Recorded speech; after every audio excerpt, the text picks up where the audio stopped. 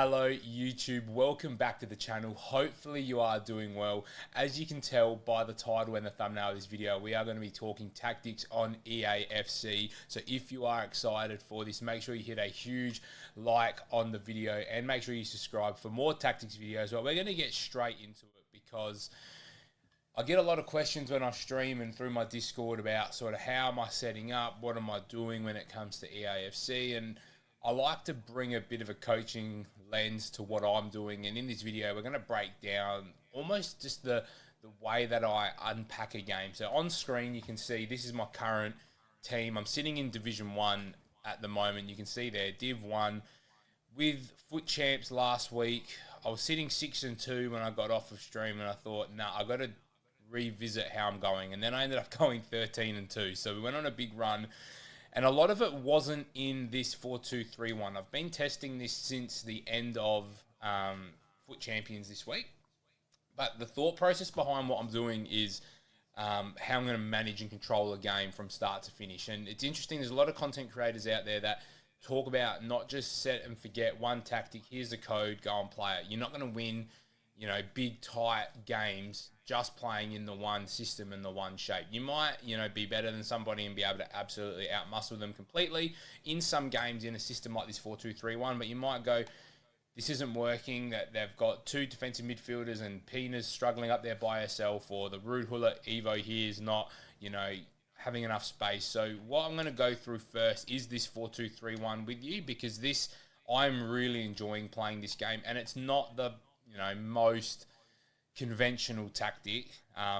There's a few bits and pieces that are conventional, like the core elements are there, but what I'm doing out wide is a little bit different. So goalkeeper defend isn't actually what I want. I want sweeper keeper on balanced anyway, so that works out better for me anyway. For having a look, pretty standard back forward, full back defend on both, and defender defend. Now I've played a lot of FC this year with double false back defend, which I don't hate, to be perfectly honest. I actually like where the fullbacks get to. It just leaves you a tad vulnerable, and then what ends up happening is the movement's not ideal. The fullbacks end up sort of shifting into centre back, and the centre back split out wide. So if you've got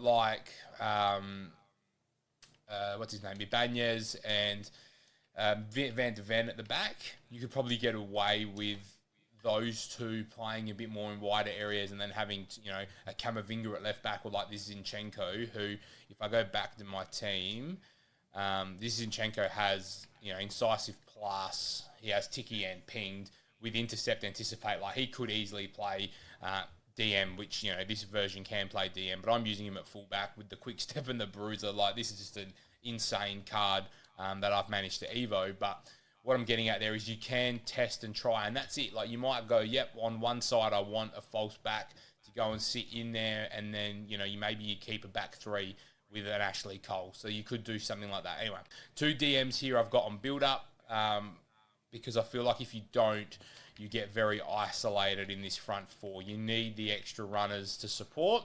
So at the moment I am playing on both on build-up, and again, they're both very good passers of the ball. Kalinoglu has every passing play style that's required, obviously without whip pass, and then Markanta has incisive and Tiki to go with intercept plus. Then Huller, same thing, incisive plus is an absolute must in the cam role. You need to be able to play through balls out to your wingers, and then I've got Rashford and Mahrez, who both have finesse. Rashford has finesse plus. Ideally, I'd have a right mid here with finesse plus, but I don't at the moment, and then Pina's Pina. So if I need to play feet, then she's got the incisive Tiki. I don't need to explain that to you guys at all. You know what that is. Short build-up, or short passing on the build-up style. I really like short build-up or short passing, because I rather control the runs in behind myself using L1 triggers. I'm not really good at R1 triggers, and I find they're not as effective as the L1 triggers. So the fact that the kind of main movement from the players is to come to you with the ball, it just means that if you play this system, you can't be trying to rush everything unless you're using a lot of L1 X's or LBAs to get your players running in behind. And then I've gone with 60 on the defensive approach. I know a lot of people playing high. I just find it leaves me too vulnerable if I play on high, and then I'm trying to make last-ditch tackles and things. So that's the default tactic. So that's what I start every single game in that I play. Then I've got my 4-2-1-3, which is the system I was using before I switched back to the 4-2-3-1. And you can see it does have the double false back there. And it's pretty much to support the two DMs getting forward.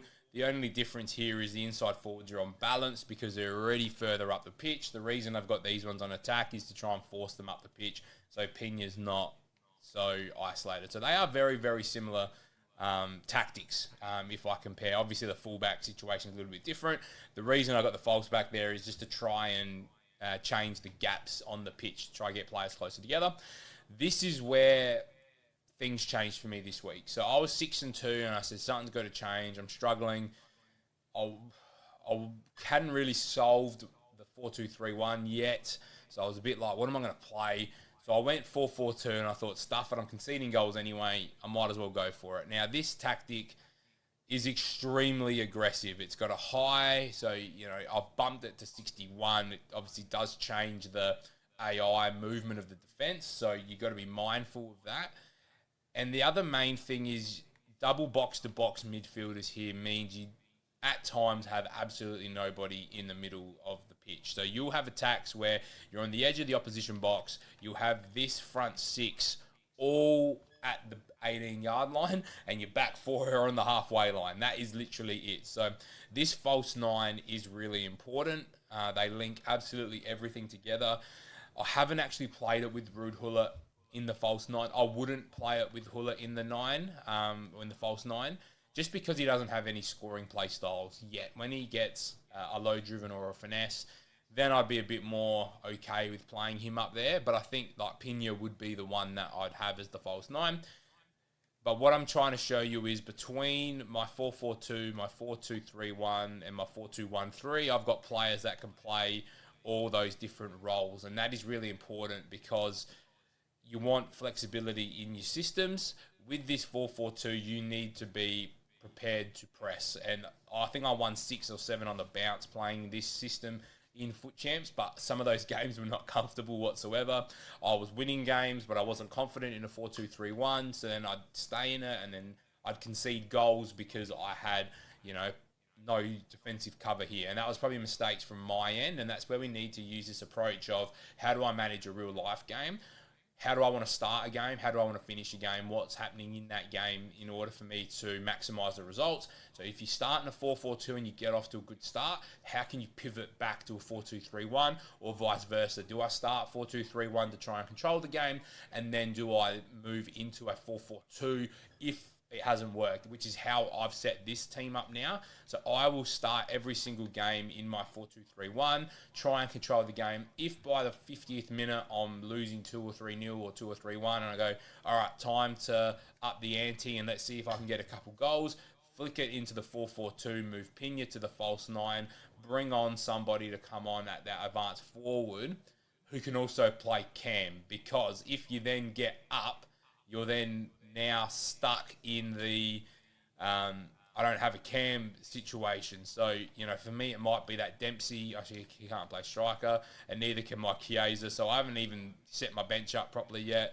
Whereas, you know, if I brought this Kenny Dalglish on, who looks awesome and has all the passing play styles, I'm left without a cam. So, you know, you just need to think about what you've got on your team and how you can manage those games. So if you want to see some gameplay of these formations, please leave a huge like and say in the comments, yep, Paulie, get some gameplay review done, because I love playing this game. I love creating tactics and I love the coaching aspect of it. I just wanted to go through and talk you guys through the mindset that I've had around where I'm getting my results from. So if you've enjoyed this video, make sure you smash a huge thumbs up on the video. I'm very, very keen to do some more videos around FC tactics moving forward. So let me know in the comments what tactics you want me to review, and I'll see you guys very, very soon for another video.